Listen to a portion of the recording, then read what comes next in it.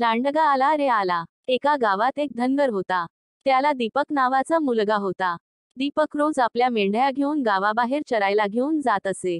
संध्याकाळ झाली की परत आणत असे. त्याचा हा रोजचा दिनक्रम होता.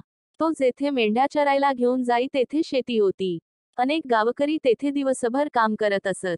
एकदा तो असाच मेंढ्यांना घेऊन चरायला गेला होता. दुपार झाली. त्याने जेवण केले, पण नंतर त्याला फार कंटाळा येऊ लागला. काहीतरी गंमत करायची असे त्याने ठरवले.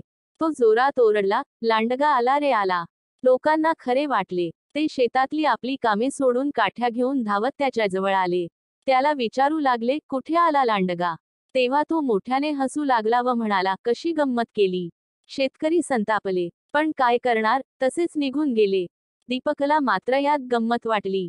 दुसऱ्या दिवशी त्याने पुन्हा हाच उद्योग केला. शेतकऱ्यांना उगाचच एक हेलपाटा पडला. पुन्हा दीपक कसे फसवले म्हणून